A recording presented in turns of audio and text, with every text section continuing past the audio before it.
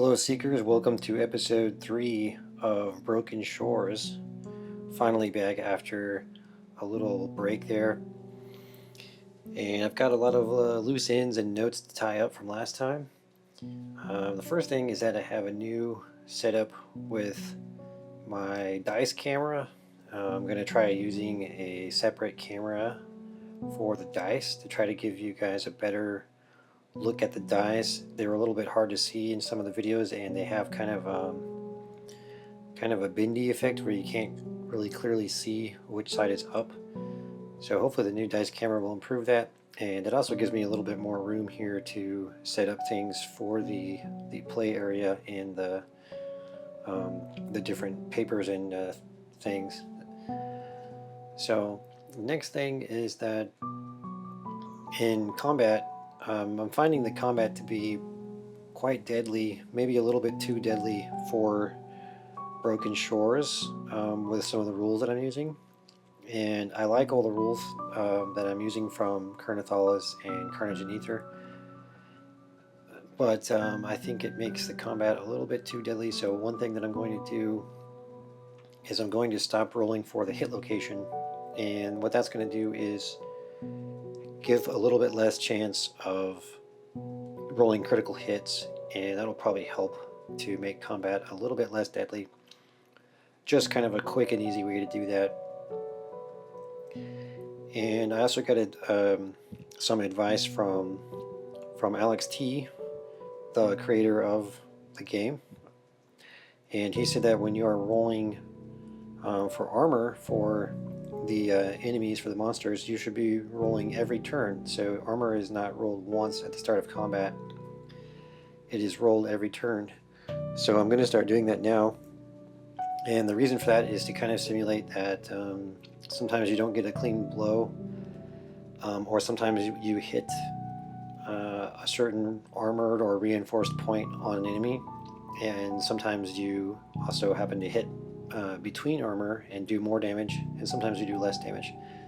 So it's kind of to simulate the sort of the full range of what can happen when attacking an armored enemy, or an enemy like a monster with hardened places on their body, some kind of natural armor. And I think it's a cool system, so I'm going to be rolling for the armor on every turn. And there's a lot of small things that I forgot to tally off in the last episode. A lot of rations and things that were eaten, and also when I completed the camping, I forgot to reduce the exhaustion back to 0, because I had picked up 1 exhaustion from the failed camping on the 3rd day. And something else that happened in the last episode, which you probably saw, was that with this new item that Corbin has, this Rage Stone, which gives him some nice bonuses to his combat, but it also reduces his charisma, which is already very low. He went from a 3 down to 0, because it reduces charisma by 3. And one interesting thing about this item, this Rage Stone, is that this item is not really equipable or unequipable. Essentially, if you have it in your inventory, you're going to be using it, and it is going to have an effect on you. So this is not something that I can just have Corwin just take it off and then put it back on, like say in the event of talking to NPCs. So this it gives me kind of an interesting situation here where Corwin really needs to roleplay this, and I think what I've decided I'm going to do is that Corwin will need to make an intellect check. So he has 55 intellect, that's derived from his 11 intelligence. So he would need to make an intellect check with every NPC encounter. And what that's going to represent is that he's going to try to use his wits and his smarts to basically persuade NPCs to interact with him, because otherwise they would not want to interact with him, because he's simply a very unlikable and just downright repulsive character, and he always comes off as rude or something else. And now that he has the Rage Stone, I think he has just kind of given up. He's just like, I don't care, I'll just be unliked by everyone. So what we'll have to do is make an intellect check in order to talk with him, and if we don't pass the intellect check, then the NPC will not talk with us. The only exception I'm going to make for that is merchants. But in the case of merchant, if the intellect check is failed, the merchants will still buy and sell, but they will buy at half of the normal price that they would normally buy at, which I think is already probably half. And they will sell items at double the cost. So it's still going to be quite punishing for Corwin when it comes to dealing with other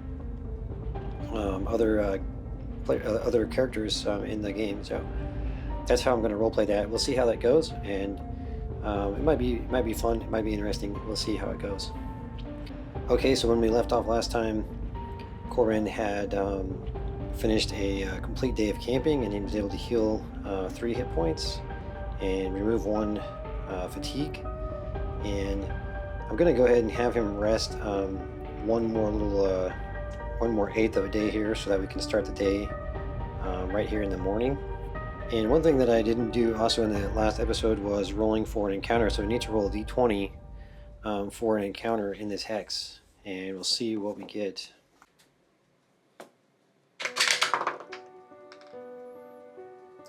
Alright, so we have rolled a 4. So we have rolled a 4, so that means that we are going to be attacked by a group of rotting dead, because you need to have an encounter with them on a roll of 1 to 5. So let's take a look at the rotting dead once again. And the first thing we're going to want to do is roll for the number of rotting dead. So how many rotting dead are we going to be facing here?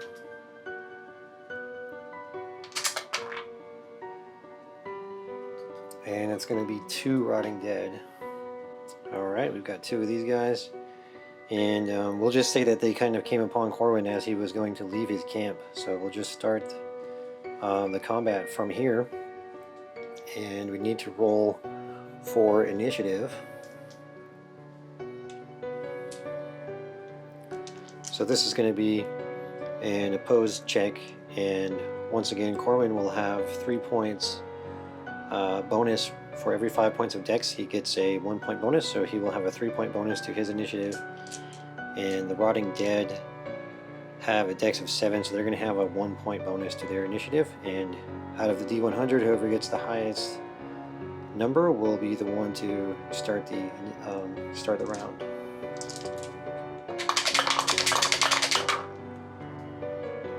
Okay, sorry guys, I have to roll that again because I had the wrong dice there. I had 2 of the 10s plays.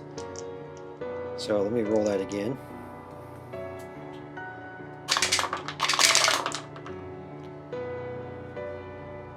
Alright, and the rotting dead got a 3 and Corwin got a 45. So Corwin is going to win the initiative this time. So Corwin will start the combat and probably go ahead and start off by throwing a javelin, and he should be well within range here. The javelin having a range of 120 meters, and Corwin is right now down to a D6 on his ammo, so we will have to check that again at the end of the combat and see where that takes us. So Corwin will go ahead and roll for an attack here. He's got a ranged weapon skill of 56. His ranged weapon went up 1 point during the last camp. So we'll go ahead and roll now.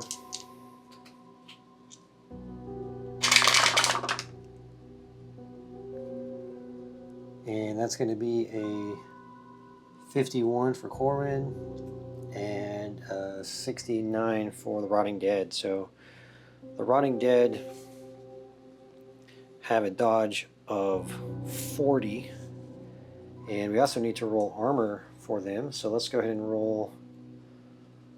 Let's go ahead and roll 2d4. Each d4 is going to be armor for the Rotting Dead. So one of them has 3 and one of them has 2. And actually I think the way I'll do that from now on is I'll roll the armor when I roll for damage. But anyway, yeah, one of them has 3 and one of them has 2. And Corbin's attack is successful. And now we'll roll for damage, which is going to be d6 plus 1.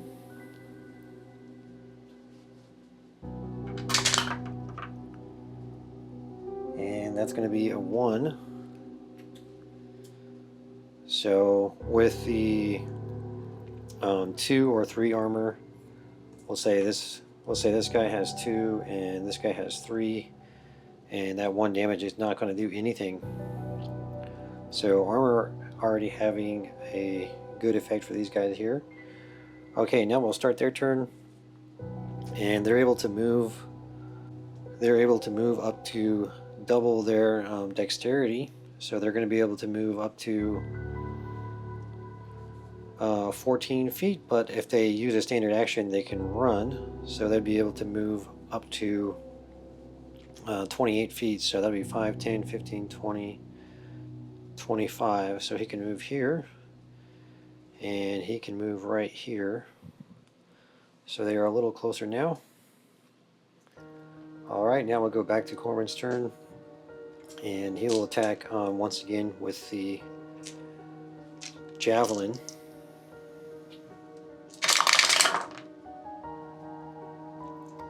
And that's going to be a 6 for Corbin and a 27 for the Rotting Dead. It's going to be this one here. And in this case, the Rotting Dead was able to successfully defend, so he will actually get a roll on the defensive moves table. So we're going to roll d10 for his defensive move.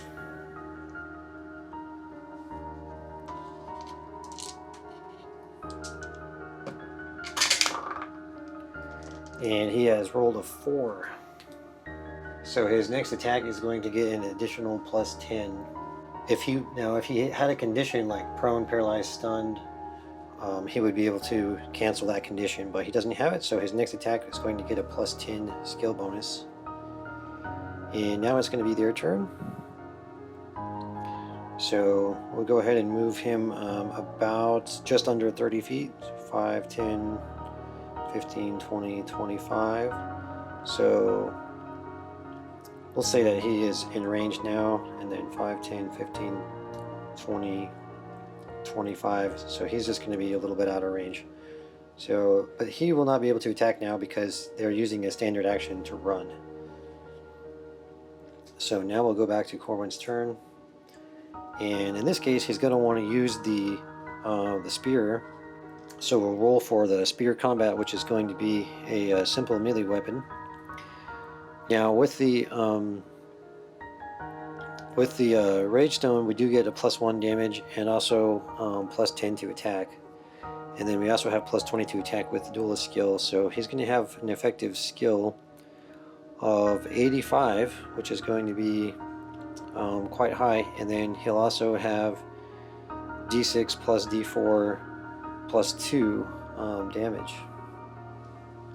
So the spear can be pretty punishing.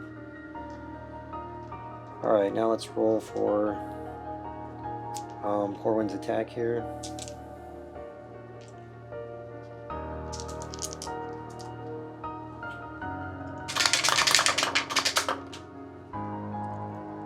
Alright, so Corbin rolled a 3 and the Rotting Dead rolled a 39. And even with all of Corbin's bonuses, that's not going to hit because the Rotting Dead has a higher roll and he has a dodge of 40. So that is not going to hit. And the Rotting Dead will also get to roll on the defensive move table.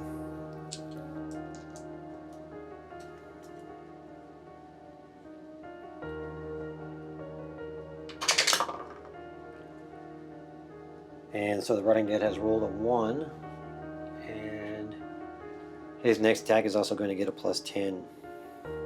So he's going to have a plus 20 on his next attack. So that's going to be really good for him. Okay, so now the next turn is going to start. This Rotting Dead is going to go ahead and attack, but we'll go ahead and move this one first, so he can move into range here. And now this Rotting Dead will attack Corwin. So what attack can he do? He is going to be able to do the basically just the fist attack. And also now I'm remembering that I forgot to roll for the encounter difficulty. So let's go ahead and do that right now. Rolling for encounter difficulty before we get any further. So far no one has taken any damage or anything, so... Alright, let's roll a d20 for this.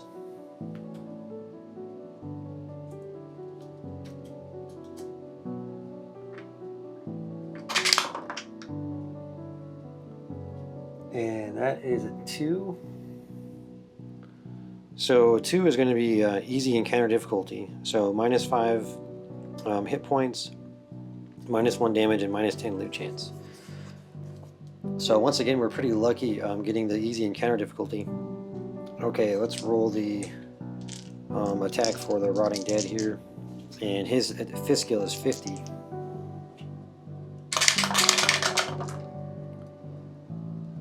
So the Rotting Dead has rolled a 6 and Corwin has rolled a 15. And because of Corwin's higher roll, he is going to prevail in this defense here. And he will roll a defensive move. And that's going to be a 2. And that's going to reduce the opponent's armor by 1 in a random location. So when we roll armor next round, we'll go ahead and we'll just reduce the armor by 1 with that. Because that's a rule from Ker Nethalas, so it's a little bit not quite the same as in how it would work in Broken Shores. But we'll just kind of slightly change that. Alright, now the second Rotting Dead is going to get to roll for his attack. So he'll be doing the same attack.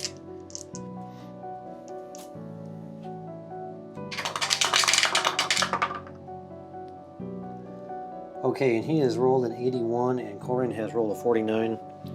So with Corwin's dodge of 75, he is able to successfully dodge that, and the Rotting Dead went over his skill. Alright, now we're going to go on to Corwin's turn.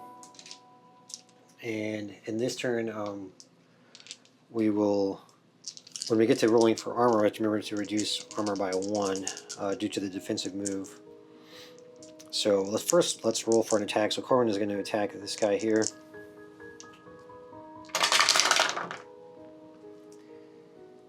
And that's going to be a 37 for Corwin and an 83 for the Rotting Dead. So the Rotting Dead failed to dodge there.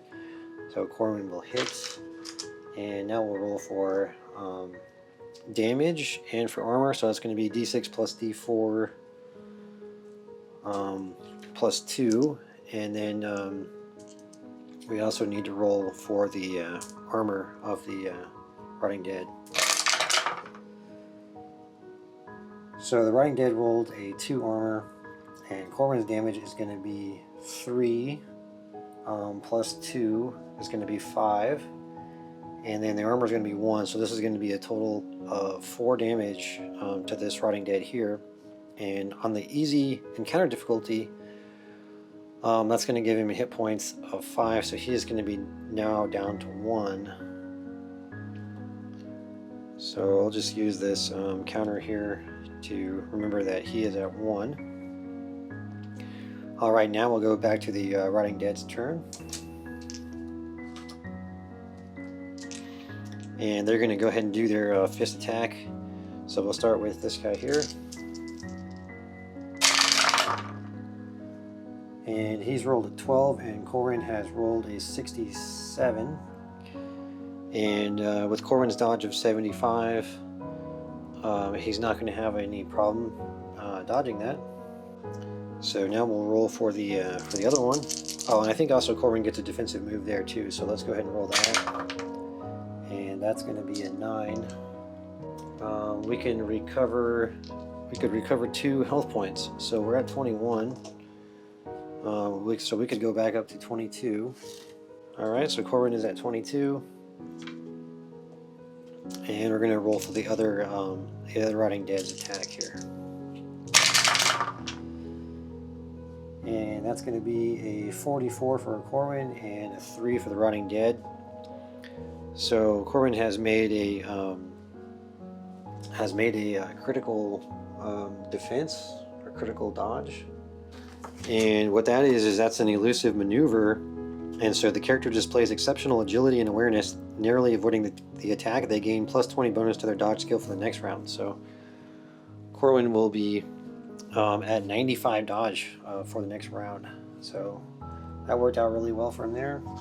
Okay, now we'll go to Corwin's turn. We're going to roll for the attack with the spear. And that's going to be a 19 for Corwin and a 9 for the Rotting Dead. So Corwin will win that roll there.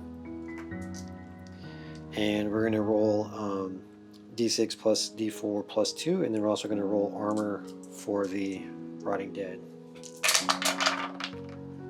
Okay, so the Rotting Dead has rolled a 4 on armor, so he got a good roll there.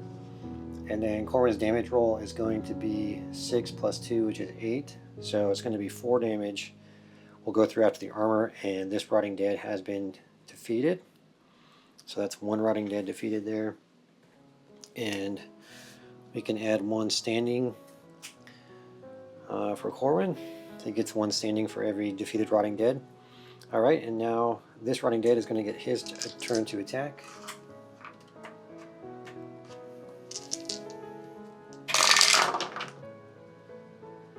And he has rolled a 67 for his attack, and Corwin has rolled a 65 for his defense.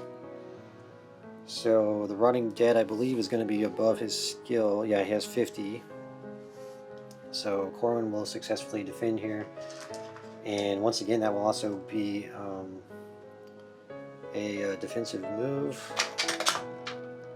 And that's going to be a 6. Which is your next attack deals plus D10 damage. So that's pretty nice to have. Okay, so let's roll for Corwin's attack.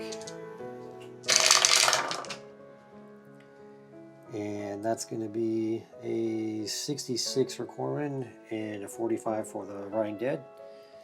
And with their dodge of 40, he has rolled over. Corwin has rolled 66, which is going to be a critical hit. And what do we have for a critical hit for the spear? So the spear does piercing damage. So we're going to roll D10 for the spear. And that's a 3, which is nerve damage. The target is stunned and cannot act for D6 rounds. Okay. So we'll roll a D6 to see how many rounds he can't act. So 3 rounds he can't act. We also have the plus... we're also going to be rolling double hit dice, double damage dice here. So we're going to be rolling 2d6 and 2d4. And then also plus 4 on the damage modifier. And I also need to roll armor. Okay, so the undead has rolled 1 on armor. And we've got 5, 10, plus 4, so that's 14. And then take off 1 for the armor, and that's still going to be 13 damage. So this undead has been defeated as well. Yeah, the easy encounter difficulty kind of helped us out a little bit there. So now I need to roll for the spoils, and we're going to have that's going to be reduced by 10% because of the easy encounter difficulty. So it's going to be 40%. So we'll roll a D100, and we'll see if we can get 40 or less on a D100 roll. And that's going to be 73, so no, we will not get any spoils. And I think Corwin has not successfully rolled for spoils at all so far. Alright, so we were able to pick up 2 more standing there, and we completed that fight without taking any damage. In fact, we actually healed 1 point. So once again, combat tends to go very well for Corwin. It's really his strength. So now I think it's going to be time for us to look at moving into the next hex. We'll go ahead and advance 1/8 for the combat there, and we'll look at what hex we're going to move into. So we're going to go into hex number 6, which is the watchtower. I think Corbin did get a he did roll doubles with the simple melee weapon with the spear, so we're going to mark that for improvement in the next camp. Don't want to forget that. And I think he also did roll doubles with dodge as well, so we'll mark that for improvement in the next camp. So now we can go ahead and look at hex 6, which is going to be the watchtower. So where do we need to go if we want to go to hex 6? We're right here in 4, and 6 is going to be over here, so we'd want to go to hex 3 and then down to 6, or we could just go to hex 7. Now maybe we should just go to hex 7, so let's in fact do that. We're going to move into hex 7. Okay, so we are now in hex 7, so let's see what awaits us there. So hex 7 is the burial grounds, and this area has turned into a swampy basin filled with stagnant water. Ancient crypts and half submerged and decaying jet out like crooked teeth, with the sound of mournful dirges echoing through the still stinky air. So it's a swamp, much like this. And traversing this hex is considered hazardous terrain due to the putrescent water. Characters must pass an athletics check to wade across the water, and a failure means that you accidentally swallowed some water, and then you must pass a vitality check or receive d8 poison damage. Alright, well, I think we can move our little fire out of here because we are in a different hex and we're not camping anymore. And maybe we'll move our little mushroom to a different place. Alright, so we're going to have to make an athletics check here. And for Corbin, that's going to be a 55. So let's see if we can get to 55 or less.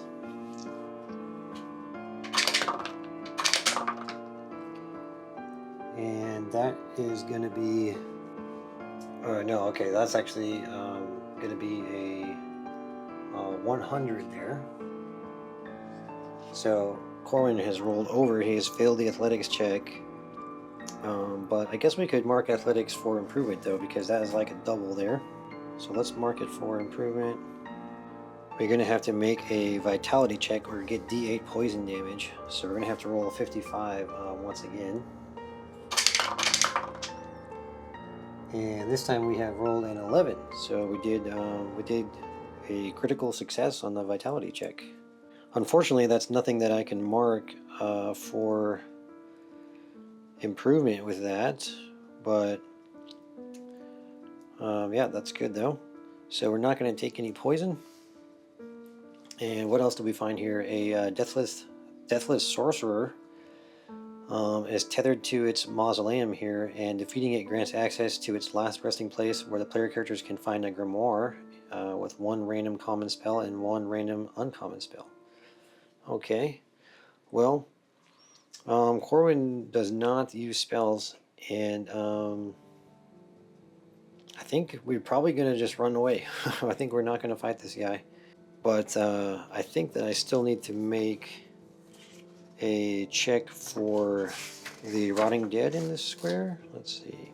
Okay, no, we don't need to make a check for the rotting dead here. So now I think we can move on into Hex 6. So let's go ahead and do that. So Hex 7, there is an encounter that we could have there, but I think we're not interested in that. And we're going to go on into Hex 6 now. And Hex 6 is the Watchtower. So let's see if we can make a Watchtower. Okay, so we have a Watchtower here. We have arrived at the Watchtower, and I have advanced 1 square for moving into the Hex 7, and 1/8 for moving into Hex 7, and 1/8 for moving into Hex 6 here. And we're now at the Watchtower. So it says that this is a solitary tower, and its stones stained with the passage of centuries under the waves. The original purpose of the tower isn't easy to guess, but it was probably some sort of watch or guard tower. Okay.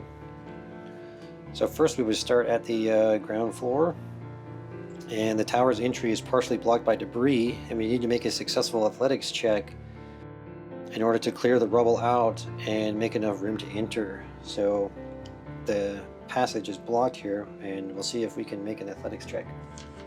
And once again, that's going to be 55 for Corwin. And that is a 46, so Corwin has passed. He's able to hop and jump and skip over that, and he's now inside of the ground floor of the tower. And inside the ground floor, it's mostly empty, but there are a few pieces of waterlogged furniture and there is some debris, and the walls are covered in a thick layer of coral and other marine life. In the center of the room is a large fireplace, but it is long since cold and filled with sand and rocks. Alright, so we do have a little fireplace in the middle, but it's not burning. So now we would want to go up to the second floor. So we'll take the fireplace away, and we'll just say that Corwin, maybe there's some stairs here, he goes up and he's out to the second floor. And the second floor of the watchtower is home to a group of rotting dead, and they have been drawn to the watchtower by the corruptive emanations of the creature found on the third floor. Alright, so we're going to face rotting dead once again that are inhabiting this tower. So let's roll for how many we're going to be facing here. And that's a 1, so we're just going to be facing one rotting dead. So we'll bring one of these guys out here to fight. Well, let's go with this guy. He looks like he's having a little bit of a headache right now. So we'll just find him there in the center of the room. And we're going to roll for our encounter difficulty.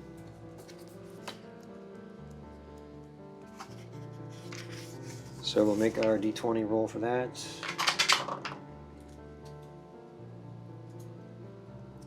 And that is a 20, so this is going to be overwhelming. Plus 10 hit points, plus d6 damage, and a plus 20% loot chance. So maybe we'll finally get some loot. And considering that this is just a one enemy, I'm not going to run away. I think we can do this. But I got to remember to do the plus 10 hit points and plus d6 damage. So let's actually count up his hit points here. So his hit points are going to be 20. And then I'm going to bring a d6 over here just to try to remember that he gets plus d6 damage there. So now let's roll for initiative.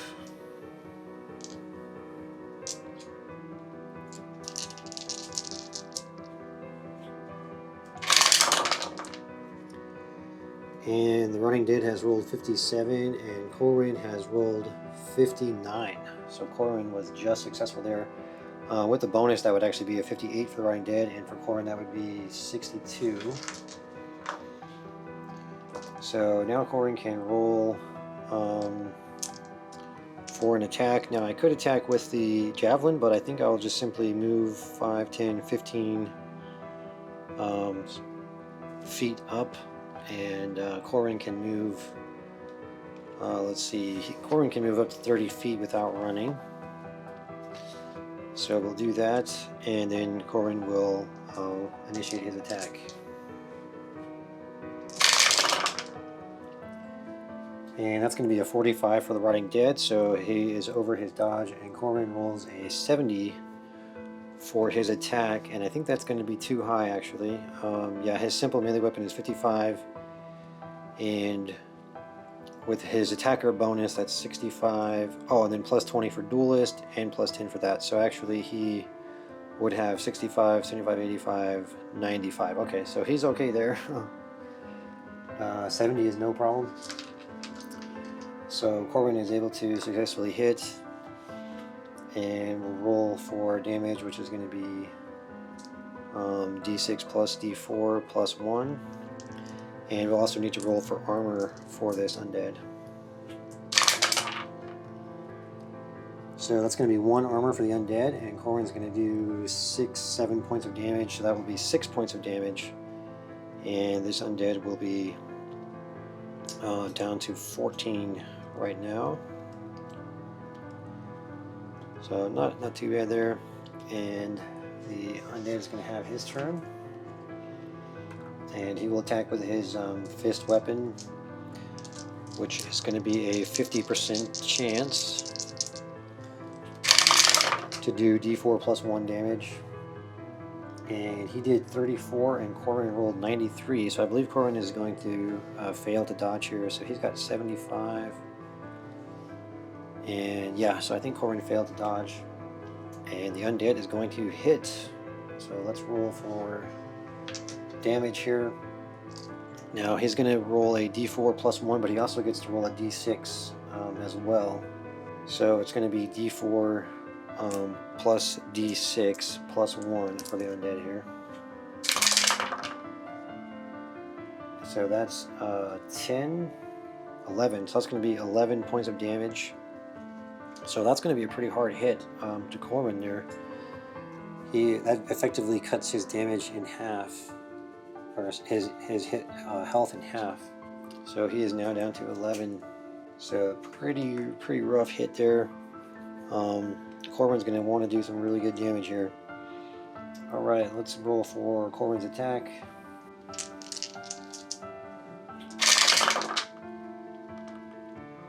And that's going to be a 91 for Corbin and a 90 for the Rotting Dead. And I think we might actually be successful here.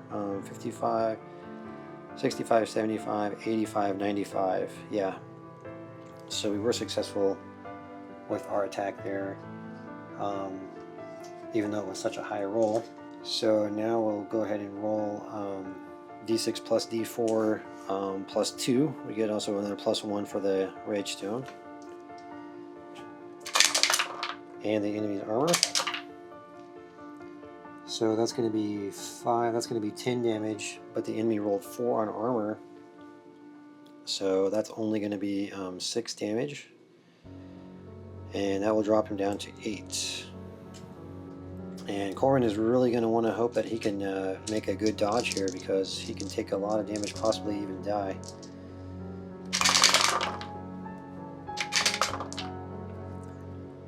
So that's going to be a 61 for Corbin and a 43 for the Rotting Dead. That would be a successful attack for him, but I think Corbin will have no problem dodging with a 61. Yep, no problem for him to dodge there with his 75 skill. So he'll also get a defensive move. So we'll roll d10. And that's going to be a 7, which is that Corbin will get advantage on his next attack. Alright. So Corbin is still alive for the next round. And we're going to roll for his attack here. And that's going to be a 4. Or we could say that that's a 40 if we wanted to. But the Rotting Dead is well over his dodge at 93. So it doesn't matter there. And we'll roll damage here. So 1d6 and 1d4 plus 2. And that is going to be a 10 plus 2 is 12. And we need to roll the undead's armor. And that's a 2, so that's going to be 10 damage. And the undead is at 8 right now, so that will effectively bring him down to 0. So quite a deadly blow suffered by Corbin there. And really, with our health points as low as they are, we're probably going to want to consider camping before proceeding on in the tower. So let's move this undead out of here. And we do get a 70% chance to roll for spoils, and we also get 1 more point on standing here.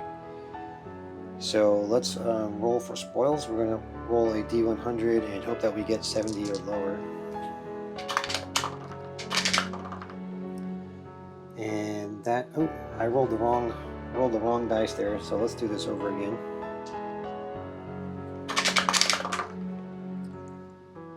And that is a 10. Okay, so we finally did get a successful spoils roll there. So this is just mundane loot. So let's roll on the mundane loot table here. We're going to roll d20.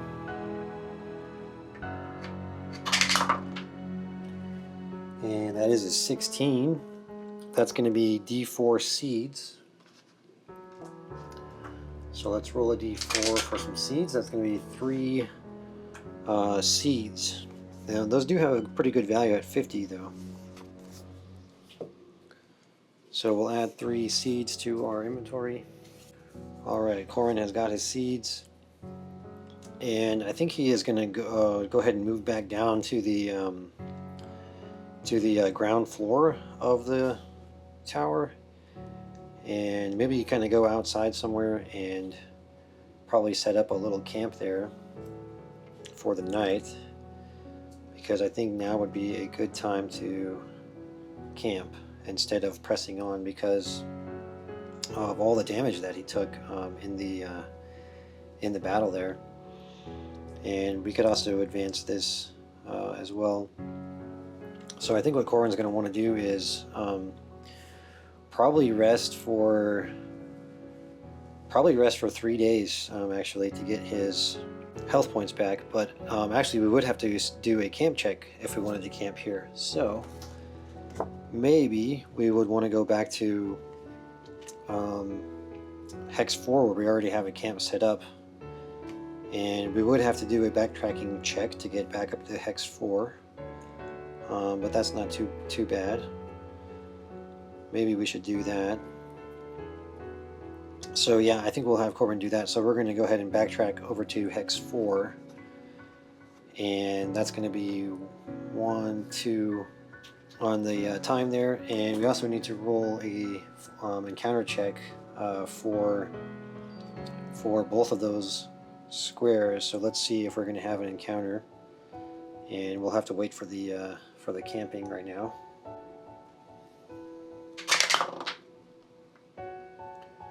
Okay, that's a 16, so we will not have an encounter in Hex 3. And then let's see about Hex 4.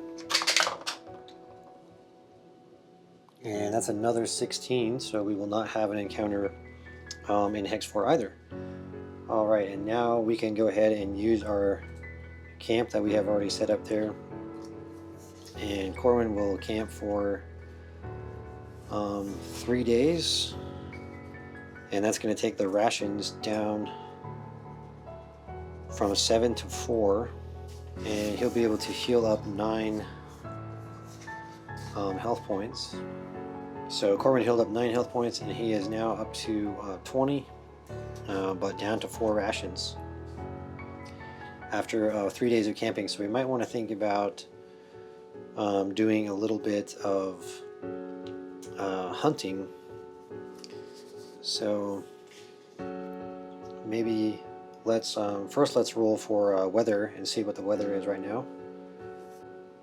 So we're going to roll 2d6 for our weather, and that's going to be a 5, which is going to be clear. So we have clear weather today, so nothing to worry about there. And I think we will do a little bit of hunting. So if we wanted to do fishing, we could use our fishing rod, and we would catch 1d4 rations of food. So let's try that, but we need to make a survival check, which Corin's survival is not so great at 31. Let's see what we get here.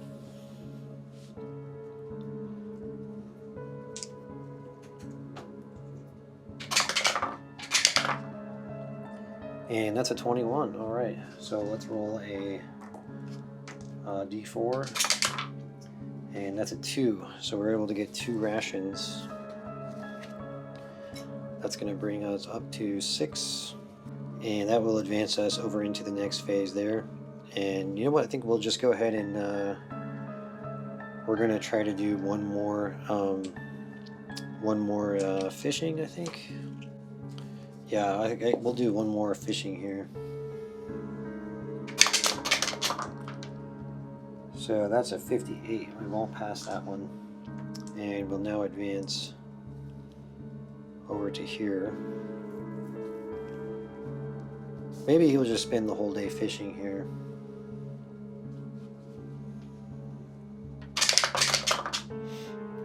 Okay, that's a 4, so that's a successful one there. And we rolled a 3, so we're going to get 3 rations. That will bring us up to 9. And we'll advance over to the next phase. And we might as well go ahead and do one more fishing here before we sleep for the night. And that's a 97. That's not going to be any good. We'll move over to here. And Corwin will go ahead and sleep at his camp. And he will consume a ration.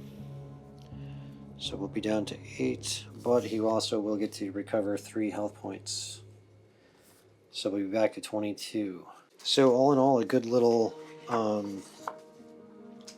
journey there. And yeah, I didn't reset the map for Hex 4, but that's okay. We're gonna make our way back into Hex 6 next time and clear out this tower, because we know there's still something that was attracting the undead in there. I want to clear that out. But yeah, we had a successful camp here after taking that heavy shot from the elite skeleton, and we got our rations back up a little bit, so we're ready at the start of the morning to go back into Hex 6 and deal with whatever kind of abomination is in that tower. So I thank you all very much for joining me, and hope you have a great day, and I'll see you next time.